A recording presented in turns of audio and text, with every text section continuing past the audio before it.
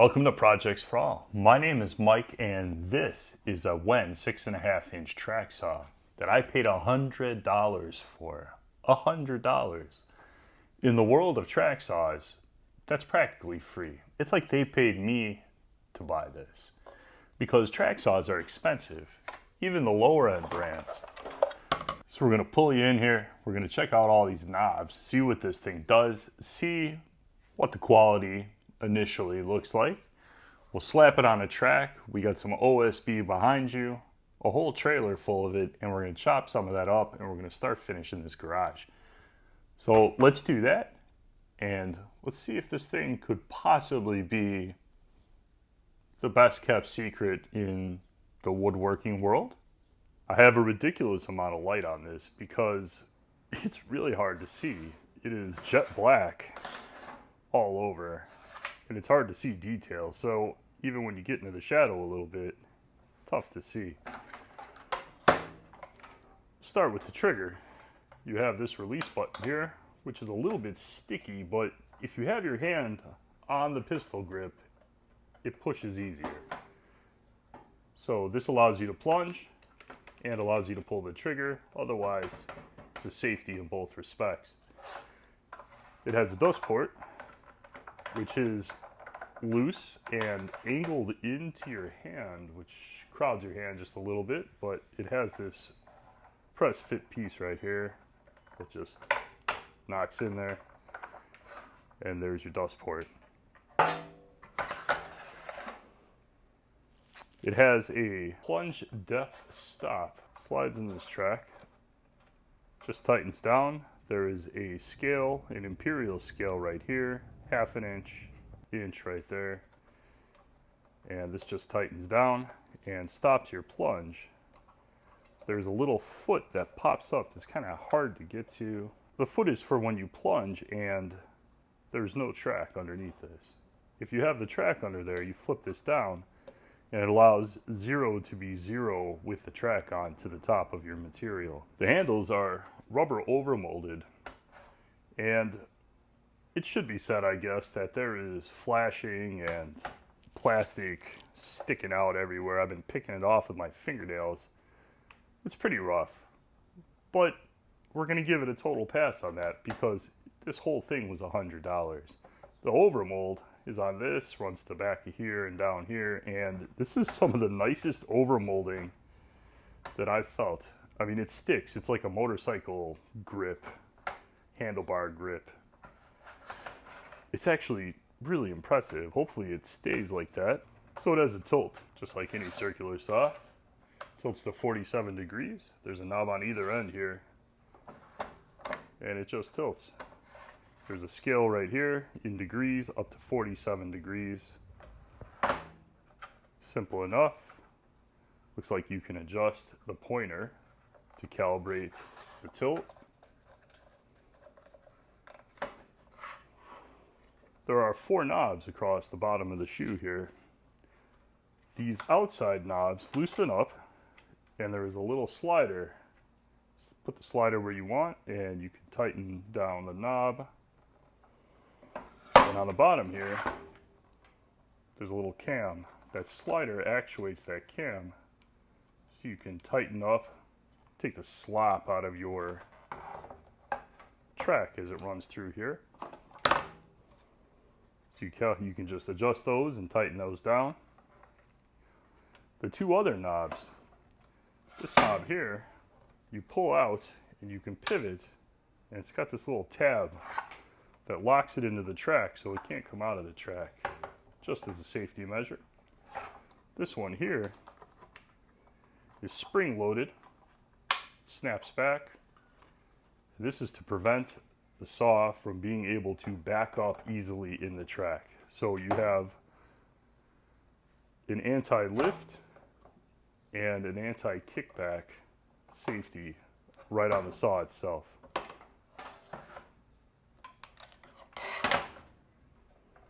It has this 3-position slider here on the front of the handle. The middle is for full plunge. The top one is for halfway lock, so you can get your blade out. And the bottom one is for 2.5 millimeter plunge, just to scribe, so you can put a 2.5 millimeter groove in something.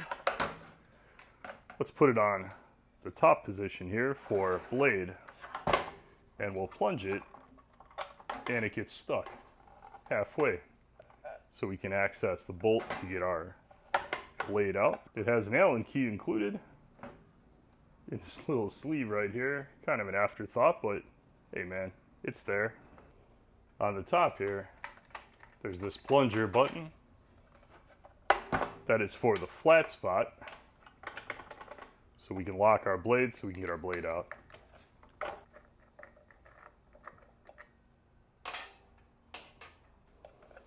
On the very expensive Festool track saw that we just reviewed, you didn't have to press this plunger to lock your blade.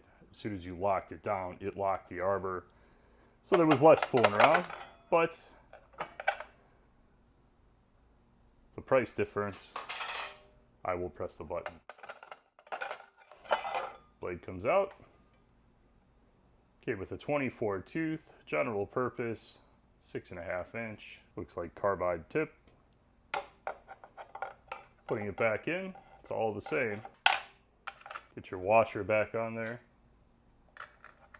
Put your bolt back in.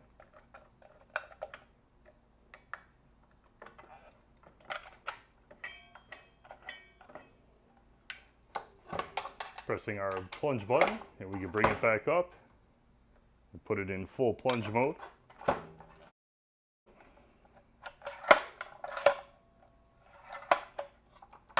Track, saw, doesn't fit down in the track until you pull your safety lever, and then it'll pop down in there. This is the cam on the bottom that does not allow you to pull the saw back, and it really does mean business. It does not want to pull back. It will go forward, but you see it's kind of jammed now. So if we release this, the sucker is super smooth, like perfect. And then we let it rest back where it's pressing on this rail right here, and it'll go forward, but it's kind of rough. And to pull it back, you have to actuate this. There's really no pulling it back without that. As you can see, it stops it dead. This one here is our little tab that sticks out on the side here, and it gets underneath the rail here, and it doesn't allow the saw to come up. So we have these two safeties. You got this one that doesn't allow it to go back up, and this one that doesn't allow it to come off the track.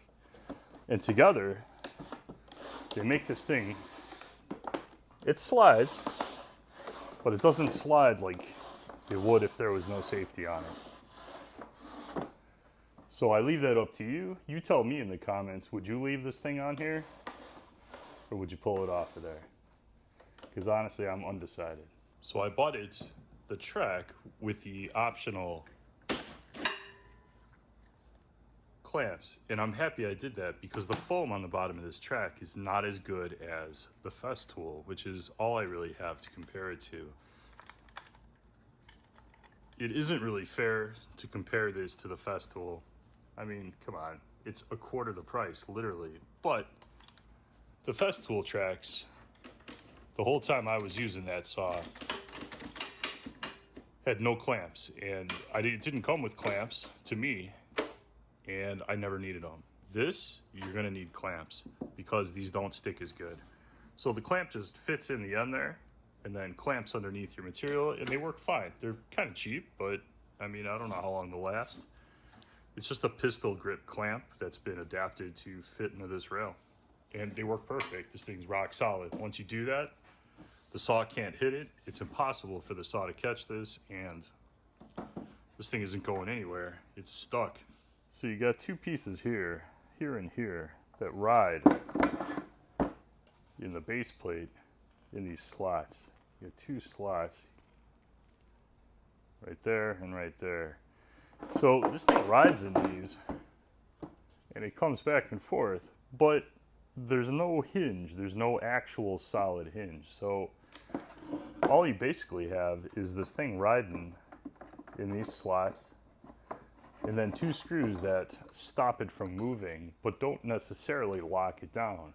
And you're gonna get a lot of play in it. And let me show you, let me put it back together and I'll show it to you. Because there is no solid joint on this, you can actually move the saw back and forth independent of the shoe with these knobs completely locked solid. I mean, I'm afraid to turn them anymore because they're plastic, and you're gonna get that much movement out of it. If we tilt it, maybe you get a better view. We'll lock these suckers down tight. So that's how much flex is in this saw. Not good, but a $100 saw. And I call that $100 worth of flex.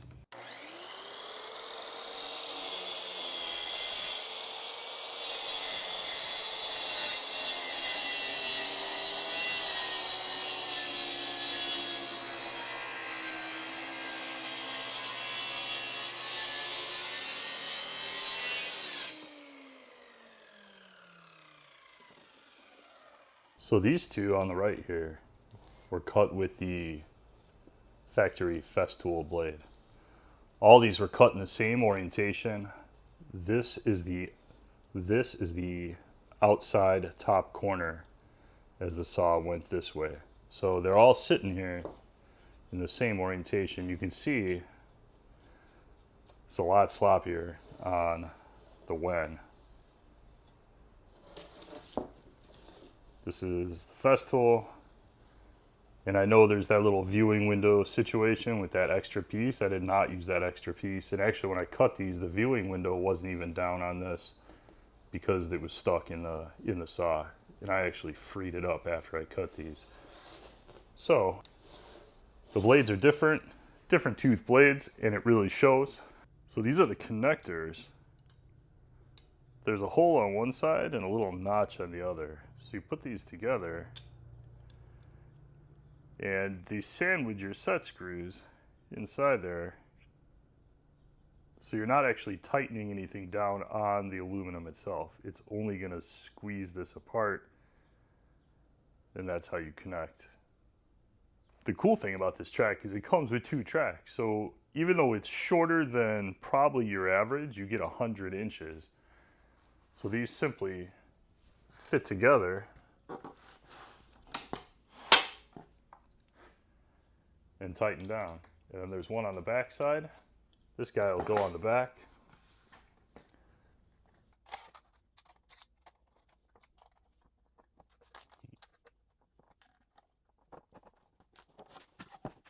On the first attempt, I didn't get the seam lined up very well. So I loosened all the ones on this side and I pushed them, and I've got a fairly good lineup now. There's still, you know, this is a $68 track for a $100 track saw. So it's about what you'd expect considering the price point, but it does make the transition a lot better now. It was definitely binding up right there, but now, not bad. I don't have a very long straight edge, but we use the straight edge, and as far as I can tell, it's perfectly straight. This whole track is straight and true, lines up okay. For 68 bucks, I'm gonna give it a pass, for sure. Not bad. So should you go out and buy a $100 track saw? It's definitely a personal question. This track saw is so freaking cheap, and I have so little bad to say about it. The only bad thing of this whole review is the flex. It flexes less at 90 degrees. So when it's sitting at 90 degrees, these slides are sitting all the way down on the base, and you don't get the flex you do when you tilt it. Right now, a little. But honestly, when you're pushing it straight ahead, are you flexing it? Not really. So, especially at 90 degrees, I don't think it's a factor at all. It doesn't bother me, and it's not gonna change my decision to keep this, which I'm going to keep. This will be my track saw for now until we get a different one in this channel to review, which hopefully will be soon. I got my eye on the Ryobi. I know Milwaukee's coming out with one soon. I'm pretty excited about that.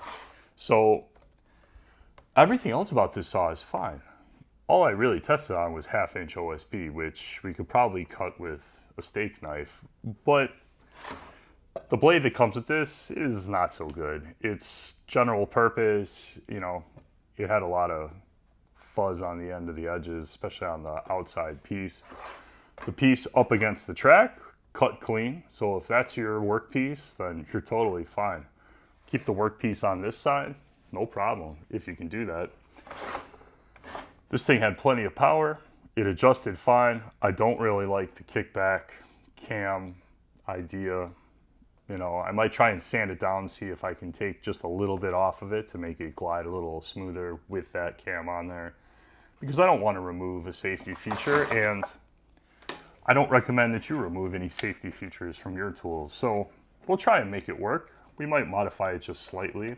I don't recommend you do that either. I'm happy that I reviewed this and the Festool back to back. I did the Festool first and then this. Festool was last week because it really made me look at this closely.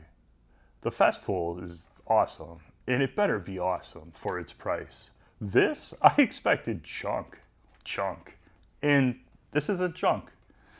It is not perfect, but it certainly isn't junk.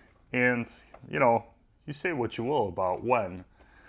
I have this, I have the wood planer that I did a review on that's on the channel. You can see that. And I've never shown you guys, but right up there I have the dust extractor, the dust box for the shop.